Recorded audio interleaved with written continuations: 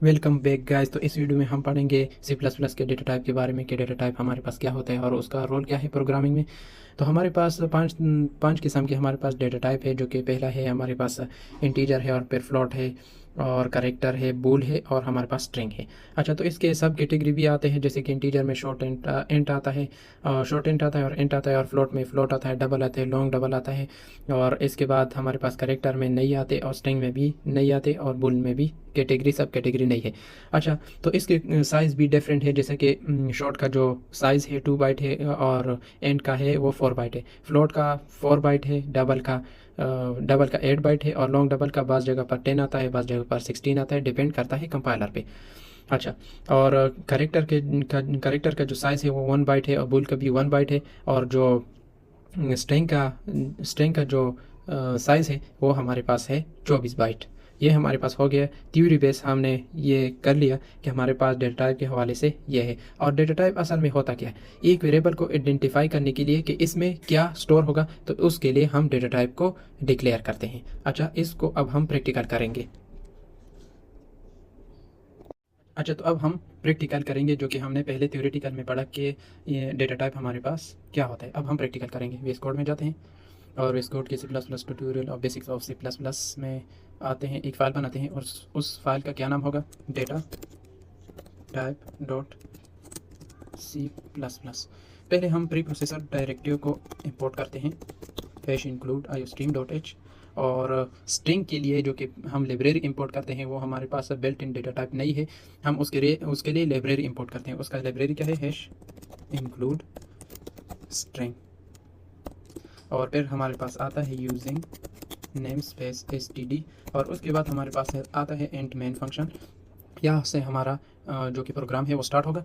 हम पहले हम देखेंगे कि हमारे पास जो डेटा टाइप है, या फिर पहले हम देखेंगे कि हमारे पास जो डेटा टाइप है वो कैसे डिक्लेयर करेंगे हम उसको। अच्छा, डेटा टाइप ऑफ डिक्लेरेशन। अच्छा, पहले हम इंटीजर को देखते हैं। Int data type, int A equal to 10 आता है हमारे पास। और फिर हमारे पास आता है short and B equal to 20 आता है।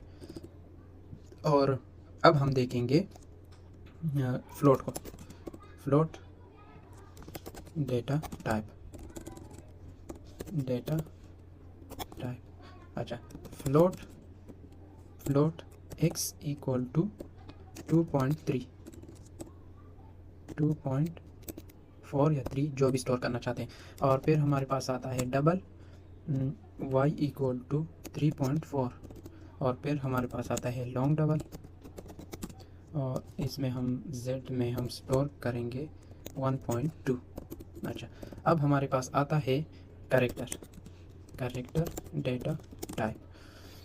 अच्छा, तो करेक्टर डेटा टाइप है। अब हम करेक्टर लेंगे और उसमें हम लेंगे एक अल्फ़ाबेट इक्वल टू, और करेक्टर की जो डिक्लेरेशन है जिसमें हम वैल्यू स्टोर करेंगे वो सिंगल कोट में करेंगे। और इसमें सिर्फ एक करेक्टर का मतलब ये है कि एक करेक्टर हम स्टोर करेंगे ए को। अच्छा, अब हम करते हैं बूल डेटा टाइप को बूल एज ट्रू इक्वल टू, या ट्रू करेंगे या फॉल्स करेंगे। तो यहाँ पर ट्रू है तो हम ट्रू करते हैं, या फिर 1 करते हैं, इसका मतलब एक ही है। और फिर हम करेंगे string data type.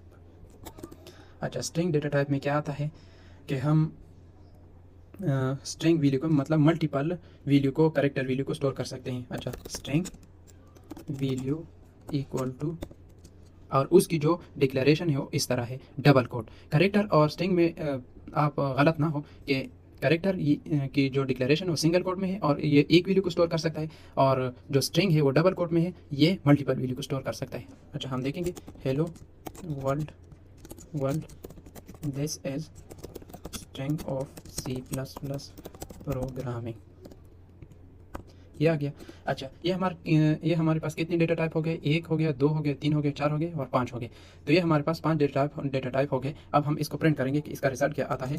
C out the short and as value as हम यहाँ पर डाल देते हैं बी को, क्योंकि हमने बी को डिक्लेयर किया है। और इसी तरह हम दूसरा हमारे पास है int the int value as हमारे पास है ए, तो हम इसको डिस्प्ले करेंगे। ये हमारे पास एंड के लिए हो गया। अच्छा, ये हमारे पास एंड इंटीजर वैल्यू डिस्प्ले, उसको डिस्प्ले करने के लिए हो गया। अब हम करेंगे फ्लोट वैल्यू को डिस्प्ले करने के लिए, फ्लोट वैल्यू डिस्प्ले। अच्छा, फ्लोट में हमने लिया है एक्स को। अच्छा, the float value as x,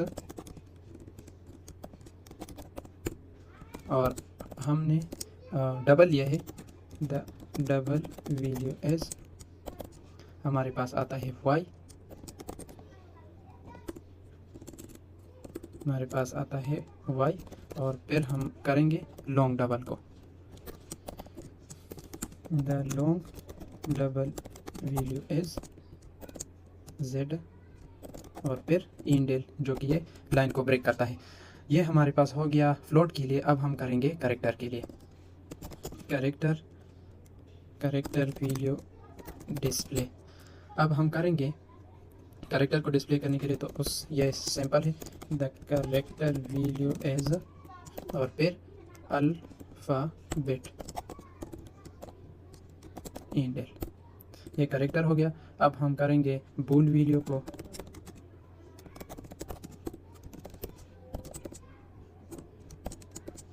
the bull value as, और हम लगाएंगे एज ट्रू, जो कि हमारे पास वेरिएबल है। अब हम डिस्प्ले करेंगे स्ट्रिंग वैल्यू को डिस्प्ले करने के लिए।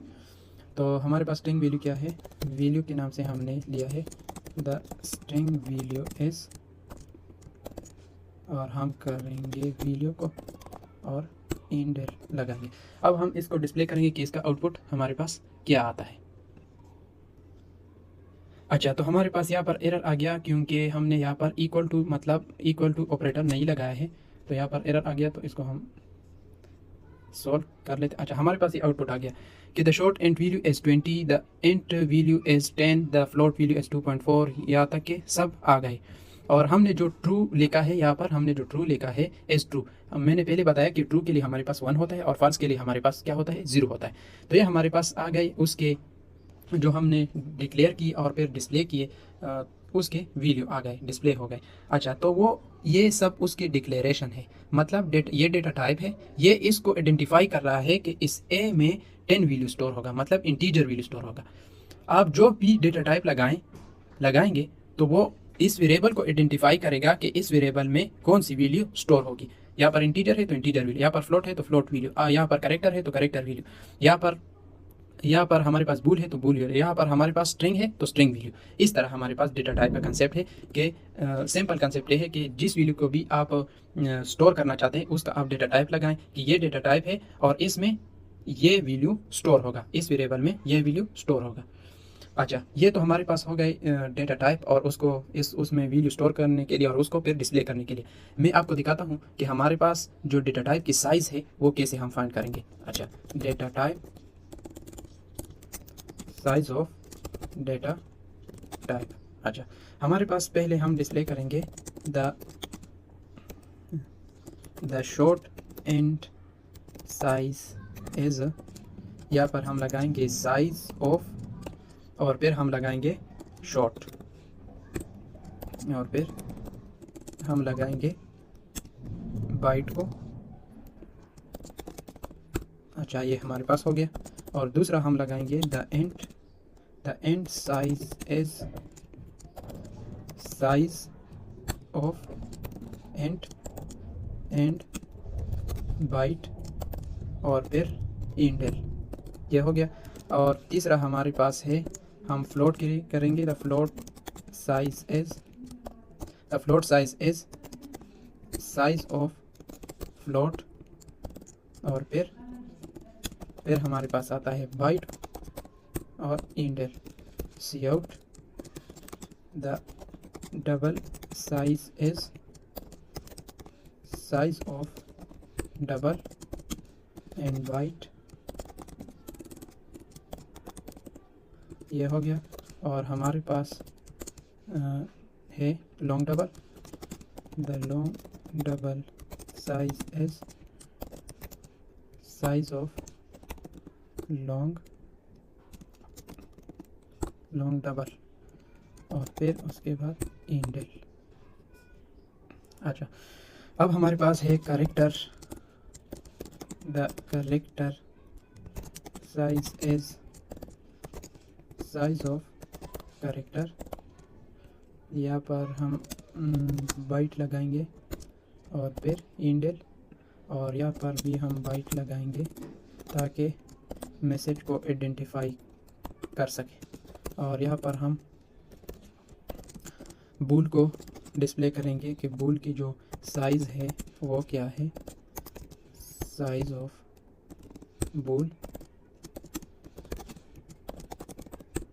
और यहाँ पर हम करेंगे स्ट्रिंग की, द स्ट्रिंग साइज इज, और फिर यहाँ पर हमारे पास हो गया स्ट्रिंग, यहाँ पर हमारे पास हो गया स्ट्रिंग, या स्मॉल लेटर में आता है मेरे ख्याल से बाइट इंडेल।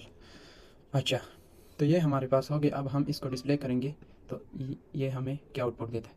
अच्छा, यहाँ पर थोड़ा सा मैं यहाँ पर एक चीज़ डिस्प्ले करूँ कि ताकि समझ में आ जाए कि ये डेटा टाइप है, साइज ऑफ डेटा टाइप।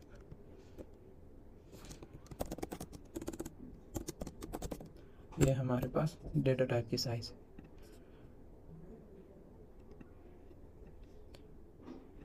अच्छा, आप यहाँ देखिए, ये मैंने उस डेटा टाइप की जितने भी डेटा टाइप है हमने उसमें वैल्यू डाली और फिर उसको डिस्प्ले किया। अब हमने देखा कि ये जो हमारे पास जितने भी डेटा टाइप है उसमें उसकी जो साइज़ है वो क्या है वो हमें बता रही है। लेकिन आप ये समझ लें कि ये कंपाइलर पे भी डिपेंड करता है कि कंपाइलर ये कौन सा कंपाइलर है और ये किसको सपोर्ट करता है, तो इस पर भी डिपेंड करता है।